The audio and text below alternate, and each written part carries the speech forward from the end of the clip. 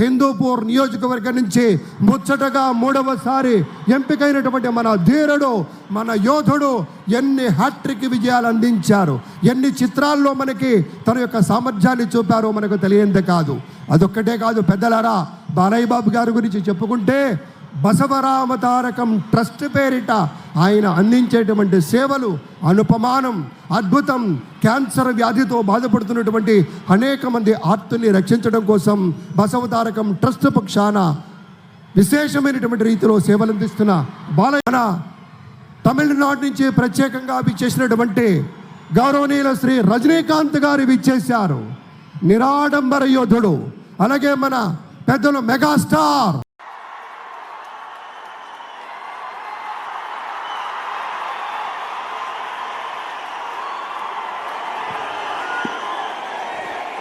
హిందూపూర్ నియోజకవర్గం నుంచి ముచ్చటగా మూడవసారి ఎంపికైనటువంటి మన ధీరుడు, మన యోధుడు ఎన్ని హ్యాట్రిక్ విజయాలు అందించారు, ఎన్ని చిత్రాల్లో మనకి తన యొక్క సామర్థ్యాన్ని చూపారో మనకు తెలియందే కాదు.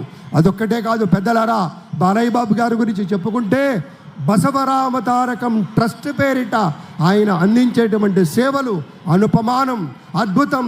క్యాన్సర్ వ్యాధితో బాధపడుతున్నటువంటి అనేక మంది ఆర్తుల్ని రక్షించడం కోసం బసవ తారకం ట్రస్ట్ పక్షాన విశేషమైనటువంటి రీతిలో సేవలు అందిస్తున్న బాలయ్య తమిళనాడు నుంచి ప్రత్యేకంగా విచ్చేసినటువంటి గౌరవనీయుల శ్రీ రజనీకాంత్ గారు విచ్చేశారు.